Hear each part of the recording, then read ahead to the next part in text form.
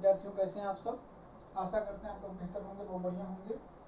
चलिए हम लोग अपने नया टॉपिक, इसी टॉपिक को आगे बढ़ाते हैं, जिसका चौथा पार्ट होगा हमारा। पार्ट 4 में हम लोग देखते हैं क्या होता है। पार्ट 4 अंग्रेजी ग्रामर का पार्ट 4। चल देखते हैं।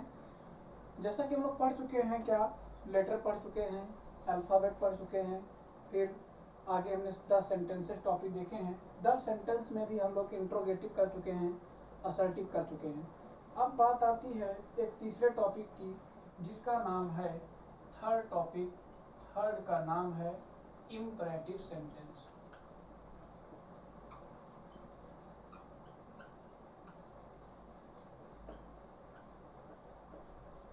अब बात आती है इम्परेटिव सेंटेंस की। जैसा कि हमने देखा था कि इम्परेटिव सेंटेंस जो है, इम्परेटिव सेंटेंस का मतलब होता है आज्ञा सूचक वाक्य।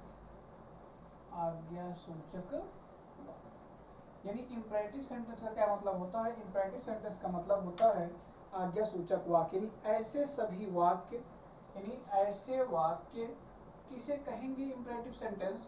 ऐसे वाक्य जिनमें आदेश,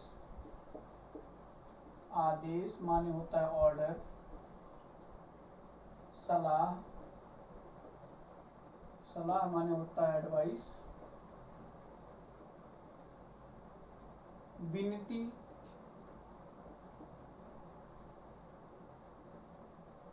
माने रिक्वेस्ट, आदेश, सलाह, विनती, मनाही, फॉरवर्ड,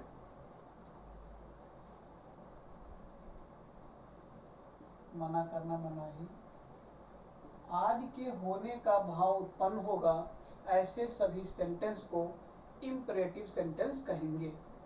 यानी ऐसे सभी सेंटेंस इम्परेटिव सेंटेंस कहलाएंगे जिनसे आदेश, सलाह, विनती, मनाही आदि के होने का भाव पता। ये तो हो गया डेफिनेशन। हमने डेफिनेशन देखा कि आखिरकार हम कैसे पहचानेंगे कि कोई सेंटेंस इम्परेटिव सेंटेंस या आज्ञा सूचक वाक्य है। ये तो बात तो ठीक है, लेकिन हमें सेंटेंस को देखते बराबर कैसे पहचान लेंगे कोई सेंटेंस इम्परेटिव है, वो हमको देखना है। यानी पहचान की अगर बात की जाए कि हम देखते बराबर कैसे पहचान जाएंगे कि कोई सेंटेंस क्या है, इम्परेटिव है, कोई सेंटेंस इम्परेटिव सेंटेंस है। तो जैसा कि हम जानते हैं कि जो अगर कोई सेंटेंस इम्परेटिव सेंटेंस अपने आप को कहना चाहता है, तो इसका मतलब ये हुआ कि सेंटेंस की शुरुआत जो होगी, सेंटेंस की शुरुआत हमेशा मेन वर्ब की फर्स्ट फॉर्म से होगी, यानी बी फर्स्ट से। ठीक, मेन वर्ब की फर्स्ट फॉर्म से इम्परेटिव सेंटेंस की शुरुआत होती है। दूसरी बात, एक खास बात, इम्परेटिव सेंटेंस में सब्जेक्ट नहीं रहता है। सब्जेक्ट नहीं रहता है। जनरली देखा जाता है कि सब्जेक्ट इसमें क्या होता है, यू होता है, और यू क्या है, हिडन रहता है, यू छिपा रहता है।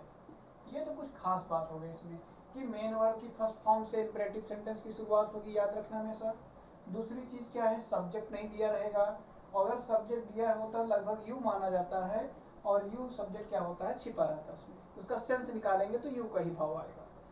और दूसरी चीज इसमें खास बात क्या है, इसकी एक और खास बात है कि इम्परेटिव सेंटेंस की शुरुआत जरूरी नहीं मेन वर्ब से ही हो। ये लेट से भी शुरू होता है, लेट से भी स्टार्ट होता है सेंटेंस।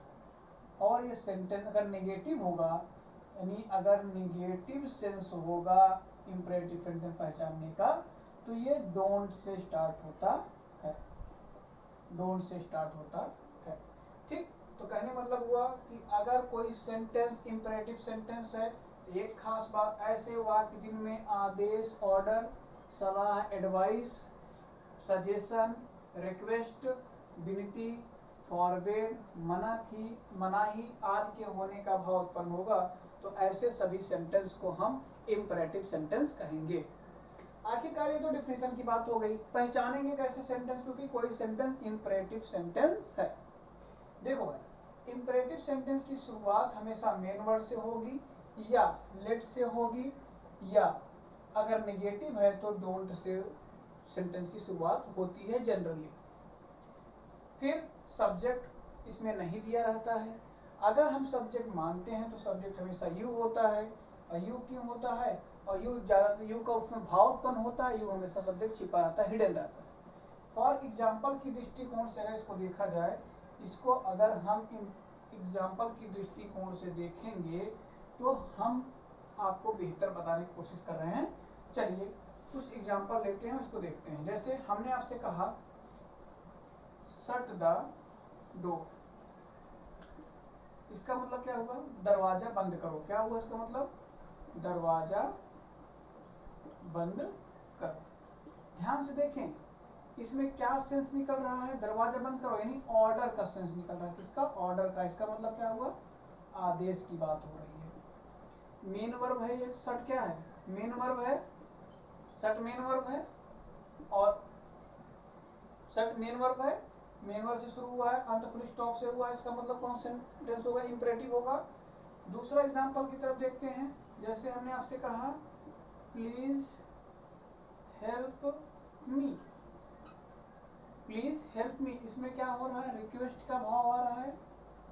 रिक्वेस्ट मतलब होता है प्रार्थना या निवेदन, प्रार्थना की बात हो रही है। प्लीज हेल्प मी। तो जब एक रूल याद रखना है यहाँ पर, जब सेंटेंस की शुरुआत क्या हो? प्लीज या काइंडली वर्ड से हो। किससे हो?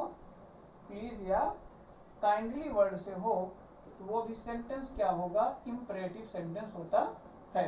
प्लीज या काइंडली वर्ड से होगा शुरुआत तो भी क्या कहेंगे? इसे इंपरेटिव सेंटेंस कहते हैं। एक खास बात, प्लीज या काइंडली से शुरू होगा तो ये रिक्वेस्ट का भाव दिखाएगा और इसे इंपरेटिव सेंटेंस भी कहेंगे। तीसरी बात हमने कहा था, जैसे डोंट मेक अ नॉइस, शोर मत मचाओ। यहाँ पर क्या है? फॉरवर्ड है। यहाँ पर फॉरवर्ड है मानी मना किया जा रहा है। इसका मतलब क्या होगा कि डोंट मेक अ नॉइस। यहाँ भी क्या है? डू नॉट आएगा नेगेटिव के सेंस में, फिर एम फिर बी फर्स्ट आएगा। ठीक, don't make a noise in the class. ठीक, अब जैसे एक और एग्जांपल लेट से शुरू होगा। कैसे होगा? Let us play a match, let us play a match, मुझे मैच खेलने देना चाहिए। तो चाहिए अर्थ में आता है, तो इसका मतलब लेट से भी इंपरेटिव सेंटेंस की शुरुआत होती है और डोंट से भी हो सकता है, प्लीज से हो सकता है, शट द डोर हो सकता है, या इसमें और कह देते हैं, मैंने कहा कि work hard, work hard. Work hard का मतलब ध्यान देखिए, वर्क हार्ड मेन वर्ब है, मेन वर्ब से शुरू हुआ वर्क हार्ड, तो वर्क हार्ड कठिन परिश्रम करो, ये प्रकार की क्या है? एडवाइस है। क्या है? एडवाइस। मतलब कैसे समझेंगे? सलाह। भाई देखो, हम सलाह का क्या मतलब, मैंने सलाह मतलब ये होता है, एडवाइस वहाँ सेंस होता है जहाँ हम आपसे कोई चीज़ बताएं और भाई मैंने एडवाइस दे दिया, मैं सलाह दे दिया कि वर्क हार्ड कठिन परिश्रम करो, तो मैंने सलाह दे दिया, मानना या ना मानना आपके ऊपर है। तो जब प्रेफरेंस चॉइस होगी तो उसे वर्क हार्ड यहाँ सलाह, ऑर्डर नहीं कहा जा सकता। वर्क हार्ड एडवाइस में ऑर्डर यहाँ यूज नहीं किया जा सकता। क्यों? क्योंकि भाई वर्क हार्ड हमने कह दिया, आपके ऊपर डिपेंड करता है कि आप कठिन परिश्रम करेंगे कि नहीं करेंगे। तो फिर से एक बार देखेंगे, जैसे शट द डोर, तो शट क्या है? मेन वर्ब है, मेन वर्ब से शुरुआत हुआ है यानी ऑर्डर बता रहा है इसमें, शट द डोर, दरवाजा बंद करो। यहाँ और जैसे मैंने आपसे कह दिया कि प्लीज हेल्प मी, या मैंने एक एग्जांपल और आपसे कह दिया कि प्लीज हेल्प मी, कृपया मेरी सहायता करें, तो please give me a pen, ये भी kindly help me, please help me, ये सब क्या है? एक प्रकार का रिक्वेस्ट है। मैं आपसे बोल दूँ please give me a glass of water, कृपया मुझे एक गिलास पानी दीजिए, तो ये भी क्या है? इंपरेटिव सेंटेंस है। और इस रिक्वेस्ट की भाव देगा don't make a noise, forward का सेंस देगा क्योंकि नेगेटिव है। और का let us play a match, कृपया मुझे एक मैच खेलने दें या मुझे एक मैच खेलने दीजिए। और क्या? वर्क हार्ड, कठिन परिश्रम करिए, ये सलाह है। ठीक, तो इस प्रकार से क्या है कि ये आपका होता है इंपरेटिव सेंटेंस। तो इंपरेटिव सेंटेंस की पहचान क्या होगी कि ऐसे वाक्य जिनकी शुरुआत मेन वर्ड से हो और अंत फुल स्टॉप से हो जाए, ऐसे सभी सेंटेंस को हम इंपरेटिव सेंटेंस कहेंगे। हमें लगता है कि आपको इंपरेटिव सेंटेंस की बात समझ में आई होगी। अब इस कड़ी में हम लोग अगला टॉपिक पढ़ेंगे जिसका नाम होगा एक्सक्लामेटरी सेंटेंस। इसका अगला नाम क्या होगा? Exclamatory sentence. चलिए देखते हैं।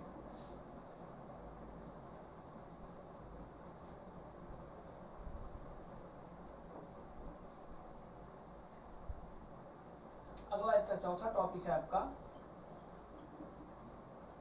Exclamatory sentence. कल बताया था एक्सक्लामेटरी सेंटेंस का मतलब क्या होता है, विस्मय सूचक वाक्य। कौन सा वाक्य, विस्मय सूचक वाक्य। कौन सा वाक्य, विस्मय सूचक वाक्य। यानी इसकी डेफिनेशन क्या होगी, यानी ऐसे वाक्य जिनसे आश्चर्य,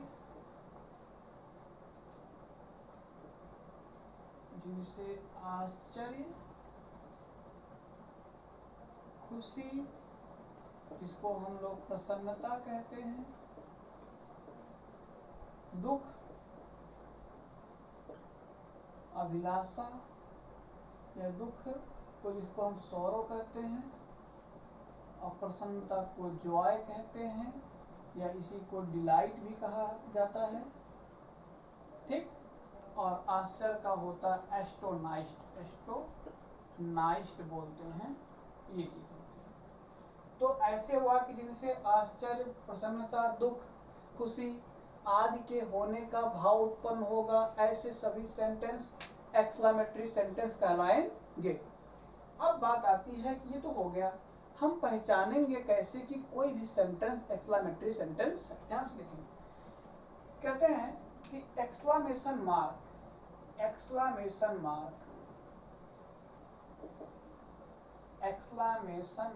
मतलब ये एक्सक्लामेशन मार्क ही एक्सक्लामेटरी सेंटेंस की पहचान होती है। ध्यान सुनिएगा, इस मार्क जो उल्टा आई दिख रहा है ना, इसको एक्सक्लामेशन मार्क कहते हैं, और एक्सक्लामेशन मार्क इसी एक्सक्लामेटरी सेंटेंस की पहचान होती है। अब बात आती है कि सर जी एक्सक्लामेशन जो मार्क है, अगर वो एक्सक्लामेटरी सेंटेंस की पहचान है, तो एक बात बता दीजिए कि अगर एक्सक्लामेशन मार्क एक्सक्लामेटरी सेंटेंस की पहचान होती है, तो आखिरकार हमें एक्सक्लामेशन मार्क कहाँ देखने को मिलेगा। बेटा देखो, एक्सक्लामेशन मार्क आपको दो जगह देखने को मिलेगा। एक तो आपको मिलेगा सेंटेंस के शुरू में, एक मिल सकता है सेंटेंस के लास्ट में। मतलब जब एक्सक्लामेशन मार्क, जब सेंटेंस की शुरुआत, नियम देखेंगे, जब सेंटेंस की जो शुरुआत है इंटरजेक्टिव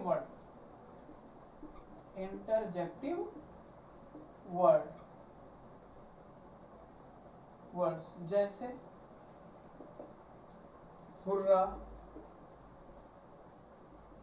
ब्रेवो, एलॉस, ओ, ए, ओह आदि से शुरू होगा, तो एक्सक्लामेशन मार्क सेंटेंस के शुरुआत में लगेगा। तो एक्सक्लामेशन मार्क कहाँ लगेगा, सेंटेंस की शुरुआत में। यानी जब एक्सक्लामेटरी सेंटेंस की शुरुआत इंटरजेक्टिव वर्ड जैसे हुर्रा हो गया, हुर्रा कब लगता है, जब बहुत खुशी की बात हो। ब्रेवो कब लगता है, जब बहादुरता की बात हो, बहादुरता मतलब ब्रेवली, बहुत बहादुर हो, ठीक। एलॉस कब लगता है, जब दुख की बात हो। ओह और ए सभी कब लगते हैं, जब आश्चर्य की बात हो, ठीक। इन सब के लिए इसका प्रयोग होता है। हुर्रा कब लगेगा, जब बहुत खुशहाली की बात हो। ब्रेवो कब लगेगा, जब बहुत बहारता, आपने बहुत अच्छा काम कर दिया। और दुख की बात होगी, जैसे कोई डेड हो गया या फिर बहुत शर्म की बात, बहुत दुख की बात है, पीड़ित हैं आप, तो यहाँ पर एलॉस का बहुत आश्चर्य, अचानक कोई घटना घट जाए तो एलॉस की बात होगी। जैसे इसकी एग्जांपल के लिए देखें, जैसे हमने कह दिया hurrah, we have won the match. क्या, hurrah, we have won the match. तो देखो हुर्रा कहाँ है, सेंटर में आ गया है। तो हुर्रा, ब्रेवो, एलॉस, ओह, ए सब जो वर्ड होते हैं ना, ये अपना एक्सक्लेमेशन मार्क अपने साथ लेकर के चलते हैं, तो अंत में फुल स्टॉप लगेगा।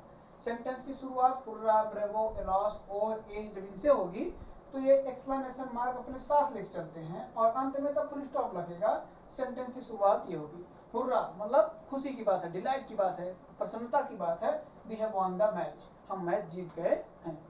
तो हम मैच जीत चुके हैं, या हम मैच जीते, तो hurrah we have won the match, ये खुशी की बात हो गई। दूसरी बात क्या है, अगर हमने कहा कि alas she was dead, she was dead.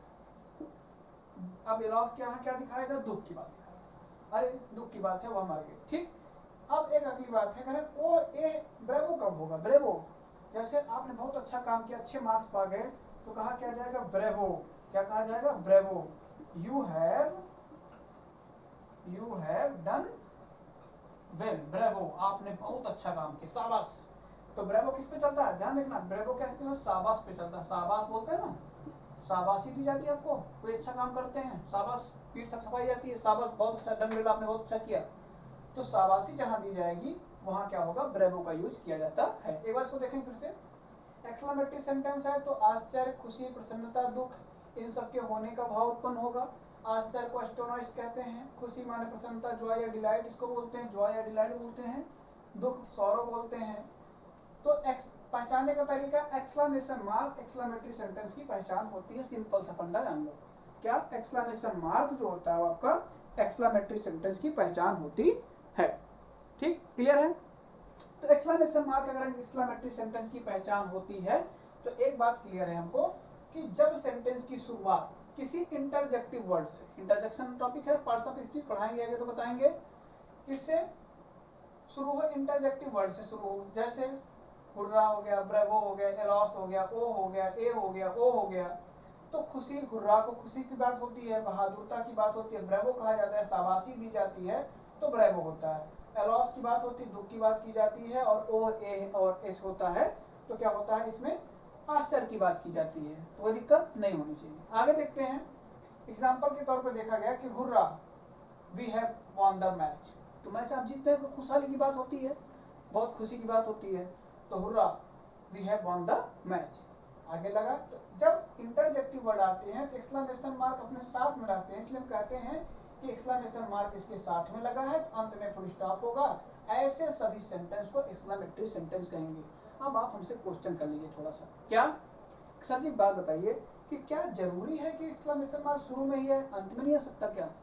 बहुत सही क्वेश्चन है, लेकिन आपका क्वेश्चन हमसे होना चाहिए, लेकिन मैं खुद ही बता दे रहा हूँ कि सेंटेंस की शुरुआत तो हो गई है, बट क्या है कि क्या एक्सक्लेमेशन मार्क सेंटेंस के अंत में भी आ सकता है क्या, और अगर आ सकता है तो उसे कौन सा सेंटेंस कहेंगे। तो बेटा देखो, अगर अब हम देखते हैं कि एक्सक्लेमेशन मार्क जो है जब क्या करेगा, सेंटेंस के अंत में आएगा तो क्या होगा, ये बात।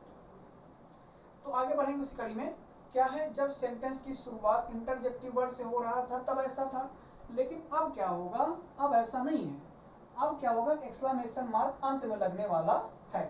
तो अगला पॉइंट क्या कहता है, जब सेंटेंस की शुरुआत किससे हो जाए, सेंटेंस की शुरुआत जो है, जब सेंटेंस की शुरुआत हाउ या व्हाट से हो, किससे, हाउ या व्हाट से हो, ध्यान रखना, और इसके तुरंत बाद कोई एडजेक्टिव वर्ड हो और इनके अंत में वर्ब आएगा, फिर लगेगा अंत। एक बार थोड़ा नीचे देखेंगे इसको, शुरुआत किससे हो जाए, हाउ या व्हाट से, हाउ या व्हाट से शुरुआत हो और इसके तुरंत बाद एडजेक्टिव आए और अंत में क्या हो, कोई वर्ब लग करके वर्ब लगे, तो यहाँ अंत में एक्सक्लेमेशन मार्क लगेगा। ध्यान रहे कि जब सेंटेंस की शुरुआत हाउ या व्हाट से होगी तो एक्सक्लेमेशन मार्क अंत में, और लेकिन जब सेंटेंस की शुरुआत हुर्रा, ब्रेवो, एलॉस, ओ ए इनसे होगी, इंटरजेक्टिव वर्ड से होगी, तो कैसे लगेगा, वो पहले लगेगा। क्लियर है, एक्सक्लेमेशन मार्क कहाँ लगेगा, पहले, पहले मतलब उस वर्ड के साथ में, हुर्रा, ब्रेवो, एलॉस के साथ में लग जाएगा, क्योंकि वो इंटरजेक्टिव वर्ड है, ठीक, और साथ में एक्सक्लेमेशन मार्क उनके साथ लगेगा। लेकिन जब सेंटेंस की शुरुआत हाउ या व्हाट से हो, ध्यान रहे उसके बाद तुरंत बाद कोई एडजेक्टिव होना जरूरी है। एडजेक्टिव क्या होता है, an adjective is a word which classify modify of any noun और प्रोनाउन। एडजेक्टिव वह शब्द होता है जो किसी नाउन या प्रोनाउन की विशेषता बताता है। तो अंत, फिर शुरुआत होगी, फिर अंत में वर्ब लिखा जाएगा, उसके बाद क्या होगा, एक्सक्लेमेशन मार्क लगेगा, तो भी सेंटेंस क्या कहलाएगा, एक्सक्लेमेटरी सेंटेंस कहलाएगा। एग्जांपल देखिए बेटा, जैसे हमने कहा हाउ ब्यूटीफुल द,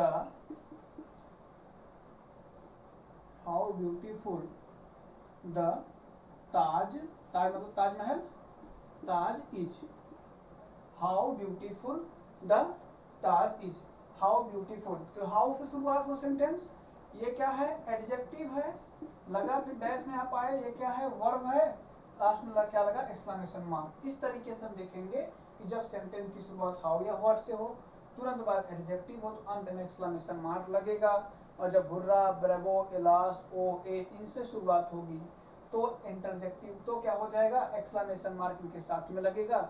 इस प्रकार से हम देखेंगे कि ये एक्सक्लेमेटरी सेंटेंस को पहचानें कैसे, एक्सक्लेमेटरी सेंटेंस का रूल क्या होता है, ये चीज हम इसमें समझ जाएंगे। यहाँ तक कोई दिक्कत आपको नहीं होनी चाहिए। अगर कोई दिक्कत आपको लगेगी कभी तो आप हमसे सीधा तुरंत हमसे सीधा कांटेक्ट करिए। हमसे आप कल भी आपको मैंने बताया था, इस नंबर पर आप हमसे कांटेक्ट कर सकते हैं। और अगर आपको चैनल नहीं मिल रहा तो सीधा आप डालिए उसमें क्या, प्रयाग इंस्टीट्यूट, तब भी नहीं मिलता है तो सीधे नाम डाल दो मेरा, मैं भाई कौशल सर, ऑटोमेटिक आपको मिल जाएगा। नहीं मिलता तो आप से लिंक हमसे ले लीजिए। लेकिन हाँ, रेगुलर क्लासेस आपको जीरो बेस से लेकर चला जा रहा है, ABCD से लेकर के यहाँ तक पहुँचाया जा रहा है। इस पर क्या करिए, उस अकॉर्डिंग करिए। आपका एक और सेंटेंस बनेगा, बचेगा आपका ऑप्टेटिव सेंटेंस। कल हम आप ऑप्टेटिव सेंटेंस करेंगे और उसके बाद जो है इसकी कड़ी में इस जितने सेंटेंस पढ़े हैं सारे सेंटेंस का कुछ सेंटेंस को पहचानें कैसे, कुछ एक्सरसाइज करेंगे, प्रैक्टिस करेंगे। उसके बाद हम इसी लेंथ में फिर आगे बढ़ जाएंगे। तो क्लास को मिस मत करिए, लगातार इसको करते रहिए। धन्यवाद। चलिए।